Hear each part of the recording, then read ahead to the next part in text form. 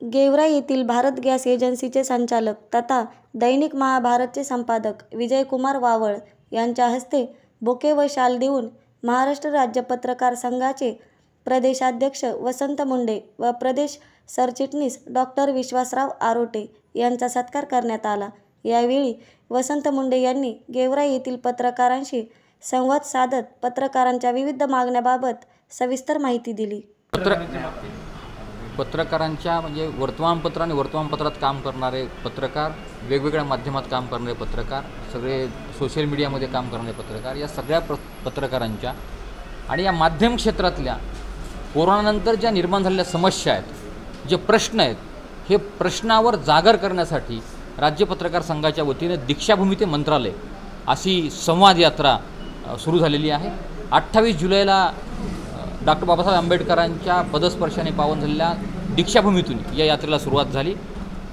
विदर्भ, खानदेश आणि उत्तर महाराष्ट्र या 3 विभागातून ही यात्रा शिर्डीमध्ये पोहोचली आणि शिर्डीमध्येच पहिल्या टप्प्याचा समारोप झाला। आणि आज 13 ऑगस्ट रोजी संभाजीनगर इथून क्रांती चौकातून वर्तमानपत्रांच्या दिंडीने, वृत्तपत्राच्या दिंडीने या यात्रेचा शुभारंभ झाला दुसऱ्या टप्प्याचा।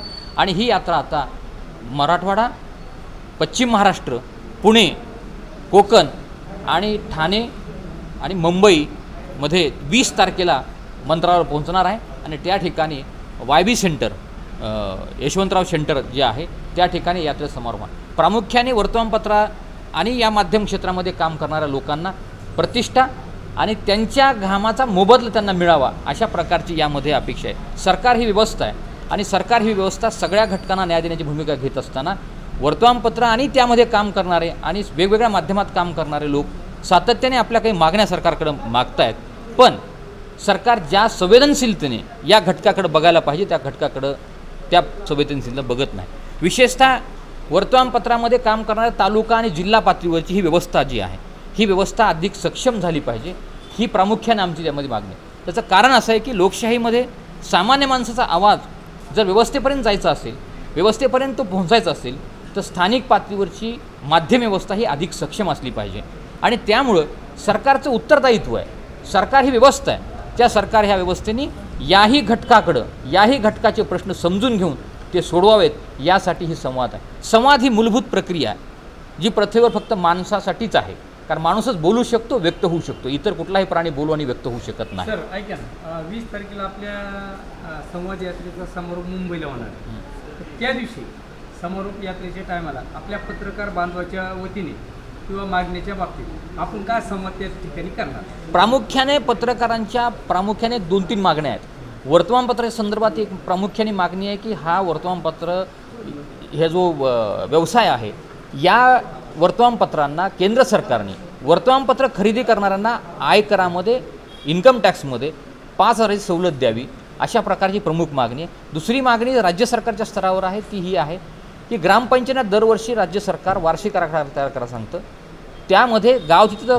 ग्रंथालय हे धोरण सरकारचं आहे, मात्र त्याची अंमलबजावणी होत नाही। आणि त्या ठिकाणी वार्षिक आराखड्यामध्ये वर्तमानपत्र खरेदी, स्थानिक वर्तमानपत्र खरेदी करण्यासाठी 10,000ची तरतूद करावी। ही 2 प्रामुख्यानं वर्तमानपत्र या क्षेत्रासाठी या 2 मागण्या।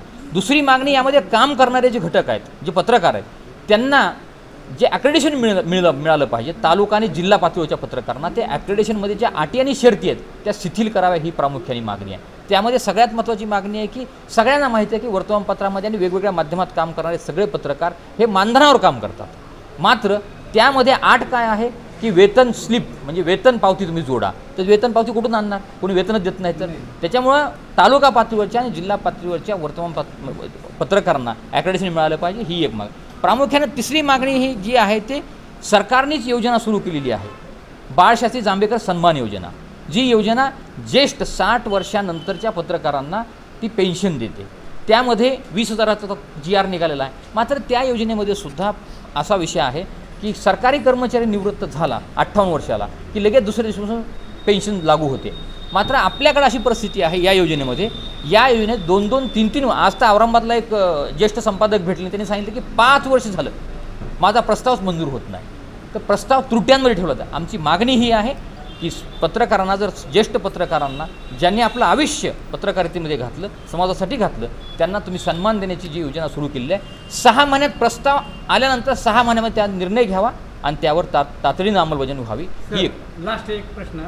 आधी स्वीकृती जी आहे तुम्ही जे आता सांगितलं की त्याच्या इतक्या जाचकाठी पत्रकारांसाठी आपल्यासाठी हो. आपण लोकांचे सर्वसामान्यांचे कामं करतो, पण आपल्यासाठी ते इतक्या जाचकाठी आहे असं त्या दिवशी समारोपच्या टायमाला शासनाला निदर्शन तुम्ही असं आणून द्यावं की ह्या जाचकाठी कमी करून आपल्यासाठी जे पत्रकार बांधवासाठी STचं जे पत्रकारसाठी राखीव सीट आहे ती आजपर्यंत अंमलबजावणी होत नाही, यासाठी एक बोला तुम्ही. हा सगळे विषय घेतलेत आपण. ST असेल, विमान असेल किंवा रेल्वे असेल, यामध्ये पत्रकारांना सुद्धा, कारण लोकप्रतिनिधीला जर ती सुविधा आहे तर पत्रकारांना का नाही, हा विषय आहे. आणि म्हणून पत्रकारांचे प्रश्न का सुटत नाहीत याचं उत्तर या यात्रेमध्ये आपण शोधतोय. आणि याचं उत्तर प्रामुख्याने हे आहे की सरकार ही व्यवस्था, सरकारमध्ये कोण आहे हा विषय नाही आहे, पण ते जर मतांचे गठ्ठे बघूनच जर कुठल्याही घटकाला न्याय देण्याची भूमिका घेत असेल तर पत्रकारांकडे मतं आहेत का नाही पत्रकारांना आता विचार करायची वेळ आलेली आहे. आणि म्हणून शासन दरबारी मांडण्याचं काम प्रत्यक्षाने आपण पत्रकार लोक करत आहोत. मात्र आज पत्रकारांच्या मागण्यासाठीच पत्रकार रस्त्यावर उतरण्याची वेळ आली आहे. ते शासन यासाठी जबाबदार आहे, तर शासनासाठी आपण काय अल्टिमेटम द्याल? नाही, माझा मुद्दा, आमचा यात्रेमध्ये हा मुद्दाच हा आहे की पत्रकार हा सरकारच्या समोर रोजचा घटक आहे. तरी पण या घटकाकडं सरकारने ज्या संवेदनशीलनं पाहायला पाहिजे ते संवेदनशीलनं सरकारने पाहिलं नाही. आणि त्यामुळं आता हे संवाद यात्रेतनं सरकारसमोर हे प्रश्न मांडण्यासाठीच ही संवाद यात्रा आहे. आणि म्हणून मी जे आत्ता मुद्दा म्हणला की सरकार ही व्यवस्था जर प्रत्येक घटकाला न्याय देताना मतांच्या गटाचा विचार करत असेल तर पत्रकारांकडे सुद्धा मतं आहेत. पत्रकारसुद्धा पहिल्यांदा मतदार आहे आणि नंतर तो पत्रकार आहे, हे समजून घेणं आवश्यक आहे. आणि एक पत्रकार किती मतं देऊ शकतो आणि किती मतं फिरवू शकतो हे आता आपल्याला सगळ्यांना मिळून सांगावं लागेल, तरच आपले प्रश्न सुटतील. लोकशाहीमध्ये कधीही तुमच्या प्रभावाला किंमत असते. आणि म्हणून वर्तमानपत्रात काम करणाऱ्या किंवा सगळ्या माध्यमात काम करणाऱ्या पत्रकारांना आपले प्रश्न सोडवण्यासाठी कोण मांडतं यापेक्षा सगळ्यांचे प्रश्न आहेत हे, आणि सगळ्यांचे प्रश्न सोडवण्यासाठी आता सरकार ह्या व्यवस्थेला आपल्याला सांगावं लागेल की आम्ही सुद्धा मतदार आहेत आणि आमच्याकडे सुद्धा मतं आहेत. सर, पत्रकारांना शेवटी काय आव्हान कराल?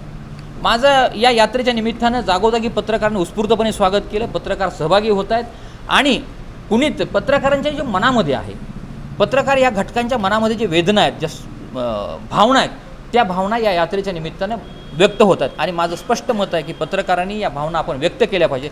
आपण सुद्धा समाजाचा घटक आहोत. या समाजामध्ये आपल्याला सुद्धा काही अधिकार आहेत. त्या अधिकाराच्या माध्यमातून आपले सुद्धा काही हक्क आहेत.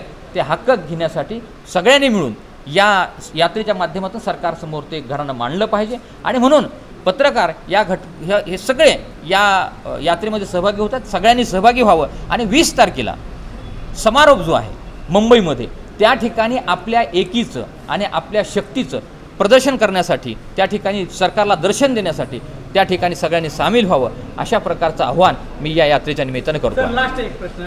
ज्यावेळेस विविध संघटनेचे लोक जिल्हाधिकारी तहसील कार्यालयापाशी अधिवेशन करतात किंवा उपोषण करतात, तर त्यावेळेस ते लिखी वगैरे घेतात, तसं आपल्या पत्रकार संघटनेच्या बाबत किंवा पत्रकारांना STचा वगैरे किंवा पगारीचा कायदा करावा, याबाबत आपलं काय मत आहे की असं काही लेखी घेता येईल का त्या समोरच्या टायमाला? नाही, सरकार बघा, सरकार ज्यावेळेस चर्चा करतं, सरकारच्या अधिकाऱ्यांनी ज्यावेळेस चर्चा होईल त्यावेळेस आपल्याकडे जे मुद्दे आहेत, जे आता मी सुरुवातीला 20 मुद्दे दीक्षाभूमीतून निघताना ठेवले होते, पण त्या मुद्दे मागण्या वाढत आता त्या 26पर्यंत गेलेल्या आहेत. म्हणून या सगळ्या मागण्यांवर तिथं बसून चर्चा होईल आणि चर्चेनंतर त्यातल्या कोणत्या मागण्या प्रायोरिटीने आपल्याला घ्यायच्यात, तुम्ही जे सांगितलं त्या प्रायोरिटीने आपण मागण्या त्यांच्याकडनं मंजूर करून घेण्यासाठी आपण त्या ठिकाणी आग्रही भूमिका घेऊ. ओके, धन्यवाद.